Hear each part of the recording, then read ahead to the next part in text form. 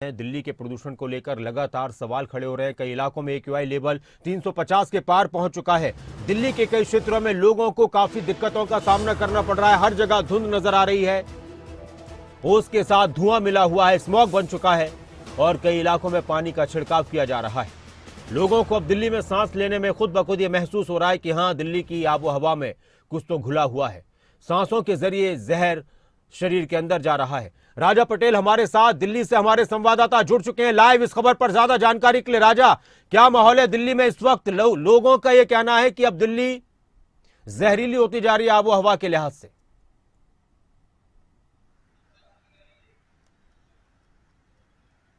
और बिल्कुल देखिए, लगातार दिल्ली में जो AQI लेवल है वो काफी ज्यादा खतरनाक श्रेणी में जाता हुआ नजर आ रहा है। दिल्ली के जो सेंट्रल दिल्ली के इलाके हैं, चाहे चांदनी चौक की हम बात कर लें, आनंद विहार की बात कर लें, जो संसद भवन के आसपास के जो इलाके हैं, यहाँ पर 350 और 380 के बीच जो AQI लेवल है वो आज सुबह दर्ज किया गया है। तो काफी खराब श्रेणी में दिल्ली की जो हवा है, दिल्ली का जो प्रदूषण है वो देखने को मिल रहा है। हालांकि सेंट्रल दिल्ली की बात करें, सुबह कई ऐसी लोकेशन हैं जहां पर लगातार MCD की तरफ से पानी का छिड़काव किया जा रहा है। पोल्यूशन कम करने के तमाम जो पर्याप्त है वो किया जा रहे हैं। पर इस बीच जिस तरीके से हम बात करें, काफी ज्यादा जो प्रदूषण है दिल्ली में देखने को मिल रहा है। दिल्ली सरकार की बात करें, वो भी काफी ज्यादा गंभीर नजर आ रही है। दिल्ली के जो पर्यावरण मंत्री हैं गोपाल राय, वो लगातार मैराथन बैठकें कर रहे हैं और लगातार सख्त जो जी राजा, तो लगातार दिल्ली में प्रदूषण को लेकर बैठकें चल रही हैं, मैराथन बैठकें चल रही हैं। न सिर्फ दिल्ली सरकार बल्कि सुप्रीम कोर्ट तक दिल्ली के इस प्रदूषण पर सख्त टिप्पणियां कर चुका है। लेकिन दिल्ली की आबोहवा में अभी कोई सुधार नहीं है।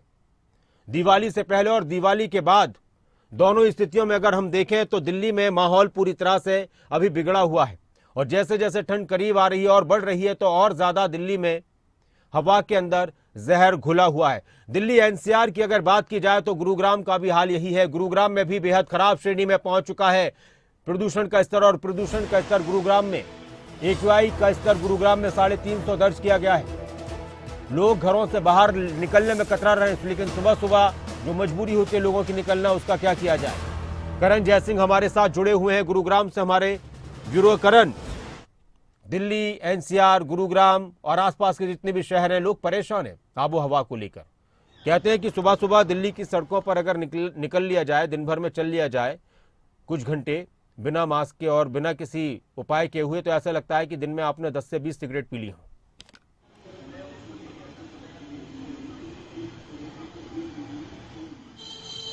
बिल्कुल नासिर, और ये जो हाल है वो इसी साल के नहीं है। हर साल इसी तरह के हालात जो हैं वो दिल्ली NCR वासियों को झेलने पड़ते हैं और साल दर साल जो हालात हैं वो और ज्यादा बेकार होते जा रहे हैं, बेहद गंभीर होते जा रहे हैं। इस बार की अगर बात करें तो एयर क्वालिटी इंडेक्स जहां दिल्ली में 400 को पार कर गया है, तो वहीं गुरुग्राम में भी 350 को पार कर गया है। बीच में तो हालात ये हो गए थे नासिर की एयर क्वालिटी इंडेक्स 380, 390 दर्ज किया जा रहा था। जैसे जैसे ठंड की आहट हो रही है, जैसे जैसे सर्दी नजदीक आ रही है, वैसे वैसे एयर क्वालिटी इंडेक्स में बढ़ोतरी हो रही है।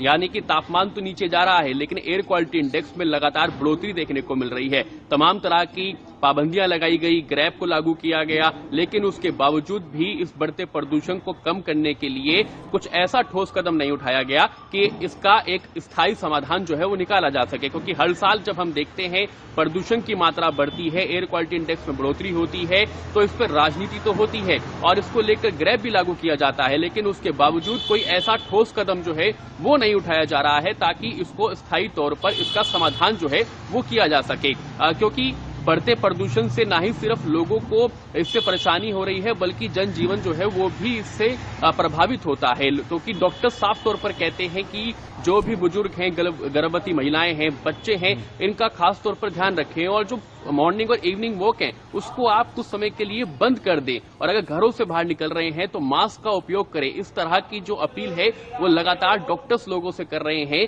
ताकि इस बढ़ते प्रदूषण से बचा जा सके। क्योंकि ये प्रदूषण ना ही सिर्फ स्वास्थ्य के लिए हानिकारक हो रहा है बल्कि अब जनजीवन भी प्रभावित करता हुआ नजर आ रहा है। नासिर, बिल्कुल करण, आपसे और बात करेंगे। राजा पटेल भी हमारे साथ दिल्ली से जुड़े हुए हैं। राजा, एक बात बताइए, मैं आपसे ये जानना चाह रहा हूँ कि सुप्रीम कोर्ट की इतनी सख्त टिप्पणियां हुई हैं प्रदूषण को लेकर, दिल्ली सरकार की बात की जाए तो उनका ये कहना होता है कि हम बहुत गंभीरता से कदम उठा रहे हैं। नजर आता है दिल्ली में कि हाँ कुछ हो रहा है, प्रदूषण को लेकर कुछ कमी की जा रही है, लोग जागरूक हो रहे हैं, या फिर सरकारें, प्रशासन अलर्ट है और उसको लेकर गंभीरता बरत रहा है?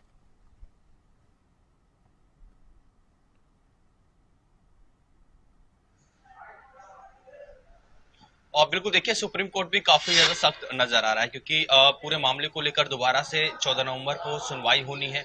ऐसे में दिल्ली सरकार से जवाब मांगा गया है कि दिवाली पर जो पटाखे फोड़े गए थे, आखिरकार सख्ती से दिल्ली सरकार क्यों नहीं निपटी, और ऐसे में दिल्ली सरकार पोल्यूशन को रोकने के लिए क्या पर्याप्त कदम उठा रही है। ऐसे में 14 नवंबर से पहले दिल्ली सरकार को सुप्रीम कोर्ट में हलफनामा देना है और पूरी जानकारी देनी है कि दिल्ली में पोल्यूशन से निपटने के लिए दिल्ली सरकार क्या कर रही है।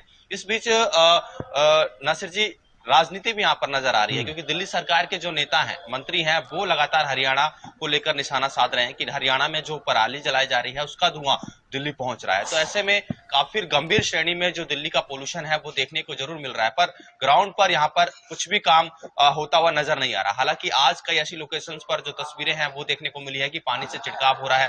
2 दिन पहले जो पर्यावरण मंत्री हैं गोपाल राय, उन्होंने एक डेमो किया, कृत्रिम बारिश का एक डेमो किया है। अब वो डेमो अगर पास होता है तो आगे दिल्ली सरकार कृत्रिम बारिश कराने की तैयारी भी कर रही है। पर ऐसे में अभी जो स्थिति है काफी ज्यादा खराब दिल्ली की है, क्योंकि एक्यूआई लेवल काफी ज्यादा खराब श्रेणी में है, जिसको लेकर लोगों को काफी परेशानियों का सामना करना पड़ रहा है। हॉस्पिटल्स की बात करें तो मरीजों की संख्या में बढ़ोतरी यहाँ पर देखने को मिल रही है, लोगों को सांस लेने में परेशानी हो रही है, आंखों में जलन हो रही है। तो राजनीति के बीच दिल्ली की जो हवा है बेहद खराब है अब ऐसे में, क्योंकि सुप्रीम कोर्ट भी काफी सख्त नजर आ रहा है। चाहे पंजाब की बात करें, हरियाणा की बात करें या फिर दिल्ली, तीनों सरकारों से सुप्रीम कोर्ट ने जवाब मांगा, और खासकर दिल्ली से, कि दिल्ली में इतने ज्यादा पटाखे जले जिसका असर अब दिवाली के बाद दिल्ली में देखने को मिल रहा है। काफी ज्यादा जो पोल्यूशन है वो देखने को मिल रहा है। तो दिल्ली सरकार क्या सख्त कदम उठा रही है, ये अब देखने वाली बात होगी। जी बिल्कुल, तो दिल्ली सरकार क्या सख्त कदम उठा रही है, लेकिन सख्तियां बढ़ती जा रही हैं। ग्रैब की बात की जाए, करण आप बता रहे थे, करण गुरुग्राम की अगर हम बात करें तो गुरुग्राम में पराली को लेकर भी क्या सवाल उठते हैं लोगों के बीच में, प्रदूषण को लेकर? हालांकि पराली के केसेस बहुत कम हुए हैं, हरियाणा के अंदर भी बहुत कम हुए, पंजाब में हरियाणा से ज्यादा है, लेकिन पिछले सालों के मुकाबले वहां कम हुए हैं। तो ये प्रदूषण सिर्फ पराली, गाड़ियों का प्रदूषण, फैक्ट्रियों का प्रदूषण, और क्या कुछ वजह निकलकर सामने आती है?